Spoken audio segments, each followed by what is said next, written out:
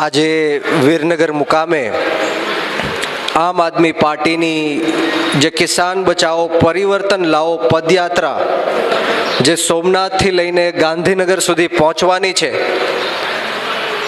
એના અનુસંધાને આજે વીરનગર ખાતે આપ સૌ મહાનુભાવો પધાર્યા છો, ત્યારે આપણી વચ્ચે ઉપસ્થિત એક એવા યુવાન કે જેમને હું આદર્શ માનું છું, અને નેતા ત્યારે જ બની શકાય છે કે જ્યારે એ વ્યક્તિ બીજાને નેતા બનાવે. જ્યારે હું આ પાર્ટીમાં આવ્યો ત્યારે પ્રવીણભાઈ રામ ગુજરાત પ્રદેશના યુવા પ્રમુખ હતા, પરંતુ મારા આવવાથી પ્રવીણભાઈ રામે સામેથી એમ કીધું કે બ્રિજરાજભાઈ સોલંકી આવે છે એટલે મને હવે યુવા પ્રમુખ તરીકે નહીં, બ્રિજરાજભાઈ સોલંકીને યુવા પ્રમુખ બનાવો. એટલે પ્રવીણભાઈ રામ માટે એકવાર જોરદાર તાળીઓ થઈ જાય. મિત્રો, હું હર હંમેશ કહું છું કે નેતા ત્યારે જ બની શકાય છે જ્યારે બીજાને આપણે નેતા બનાવીએ.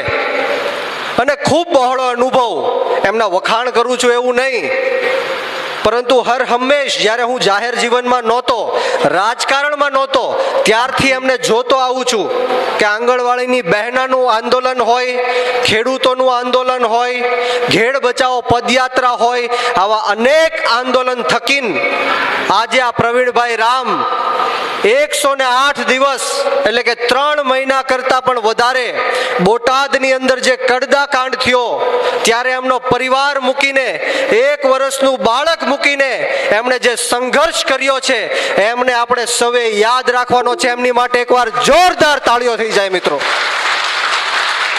અને સાથોસાથ જસદણ વિછ્યાના પણ ઘણા બધા આપણા કાર્યકર્તાઓ અને નેતાઓ, આપણે બંધાળી ગામના હંસરાજભાઈ ભાળાળા હોય અને 84 જેટલા ખેડૂતો અને આમ આદમી પાર્ટીના કાર્યકર્તાઓએ જેલવાસ જે ભોગવ્યો છે એને આપણે 100 સલામ કરીએ છીએ. એમના પરિવારને એમના ચરણોમાં નતમસ્તક વંદન કરીએ છીએ. આજની આ સભામાં આપણી વચ્ચે ઉપસ્થિત પ્રવીણભાઈ રામ, હું હર હંમેશ કહું છું કે આમ આદમી પાર્ટીને જેઓએ સમગ્ર રાજકોટ જિલ્લાના ખૂણે ખૂણે સુધી પહોંચાડવાનું કામ કર્યું છે અને 24 કલાક જે પાર્ટી માટે સમર્પિત છે એવા તેજસભાઈ ગાજીપરા માટે પણ એકવાર આપણે જોરદાર તાળીઓ થઈ જાય. એવા જ આપણા પ્રદેશના સેક્રેટરી અને રણચંડી બનીને અત્યારે જે ગુજરાતની અંદર હક અધિકાર અને ન્યાયની વાત કરે છે અને ગોંડલમાં જઈને જેઓ પરિવર્તન લાવવા માટે ખૂબ મહેનત કરે છે એવા જિગીશાબેન પટેલ માટે પણ એકવાર જોરદાર તાળીઓ થઈ જાય. સાથોસાથ આપણી વચ્ચે જયદીપભાઈ, આપણા પ્રમુખ શ્રી હું નામ ભૂલી ધર્મેશભાઈ, આપણા કિશોરભાઈ, સુરેશભાઈ અહીંયા સાણત્રીથી પધારેલા છે, રવિન્દ્રભાઈ, સમગ્ર આમ આદમી પાર્ટીની ટીમ, ભરતભાઈ ભાળાળા, જેઓનું ખૂબ બહોળું યોગદાન જસદણ આમ આદમી પાર્ટીને મજબૂત બનાવવામાં છે. આપણા મહામંત્રી સાહેબ, આપણા અજયભાઈ, હિતેશભાઈ, ઘણા બધા લોકો છે, નામી અનામી મહાનુભાવો છે, માફ કરશો તમામના નામ નહીં લઈ શકું. આપણી વચ્ચે આપણા યુવા પ્રમુખ નિકુલભાઈ પણ ઉપસ્થિત છે. આપણી માતૃશક્તિ જેઓ રણચંડી બનીને જસદણની અંદર યુદ્ધના ધોરણે આમ આદમી પાર્ટીમાં કામ કરી રહી છે, સોનલબેન હોય, મિત્તલબેન હોય, આવા તમામ લોકોનું હું બ્રિજરાજ સોલંકી આ પરિવર્તનની યાત્રામાં ખૂબ ખૂબ ક્રાંતિકારી સ્વાગત કરું છું. આપનો ખૂબ ખૂબ આભાર વ્યક્ત કરું છું. મિત્રો, વિશેષ વાતો નથી કરવી. ઘણીવાર આપણે બધાએ મળવાનું થતું હોય, આપણે ખાસ તો પ્રવીણભાઈ રામને સાંભળવાના છે, એક લાવો છે પ્રવીણભાઈ રામને સાંભળવાનો. ત્યારે એટલી ચોક્કસથી વાત કરીશ કે આવનારા દિવસોમાં સમગ્ર ગુજરાતની અંદર સૌથી મોટામાં મોટો જો બદલાવ આવવાનો હોય તો એ રાજકોટ જિલ્લામાં બદલાવ આવવાનો છે. એ માટે તમામ રાજકોટ જિલ્લાના કાર્યકર્તાઓને આ તકે હું ખૂબ ખૂબ આભાર વ્યક્ત કરું છું.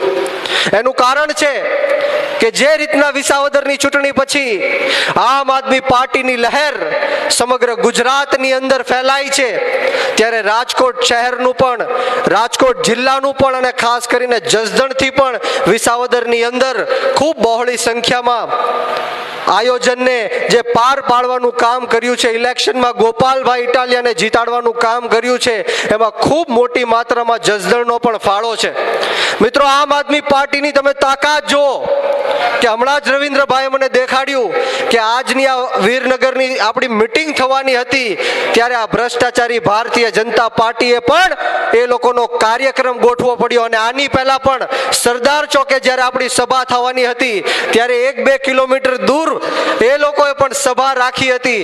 એટલે ક્યાંક ને ક્યાંક આ ભારતીય જનતા પાર્ટીના લોકો અને નેતાઓ આમ આદમી પાર્ટીથી ડરે છે. એ આપણી માટે સૌથી મોટી જીત છે મિત્રો, અને એ આપણા કાર્યકર્તાઓની જીત છે. વિશેષ વાતો નથી કરવી. સમગ્ર ગુજરાતની અંદર જ્યારે ખેડૂતો ત્રાહિમામ પુકારી ચૂક્યા છે, આપણને સૌને ખબર છે કે ખેડૂતોના કયા કયા મુદ્દાઓ છે. હાઈ ટેન્શન લાઇનનો મુદ્દો હોય, સિંચાઈના પાણીનો મુદ્દો હોય, દેવા માફીનો મુદ્દો હોય, બિયારણનો ખાતરનો મુદ્દો હોય, આ તમામ પ્રકારના મુદ્દાઓથી દિવસે ને દિવસે આપણા ખેડૂતો આત્મહત્યા કરી રહ્યા છે. ત્યારે આપણી પાસે એક વિકલ્પ આવ્યો છે આમ આદમી પાર્ટીનો. ત્યારે આપ સૌ તો જાગૃત છો, પરંતુ આવનારી જે જિલ્લા પંચાયત અને તાલુકા પંચાયતની ચૂંટણીઓ આવવા જઈ રહી છે ત્યારે ખૂબ મોટું પરિણામ જસદણની અંદરથી આવવાનું છે. ત્યારે આપ સૌને એટલી જ વિનંતી કરું છું કે કોઈ ઘરે બેસવાની જરૂર નથી. પોતાના તન મન અને ધનથી લાગી જવાનું છે. માત્ર ને માત્ર જો સફળતાનો રસ્તો હોય તો એ ડોર ટુ ડોર છે. આપણે એક એક ઘર સુધી પહોંચીને આપણી આમ આદમી પાર્ટીની અરવિંદ કેજરીવાલ સાહેબની વિચારધારા છે એ ઘરે ઘરે સુધી પહોંચાડવાની છે, એક એક વ્યક્તિ સુધી પહોંચાડવાની છે.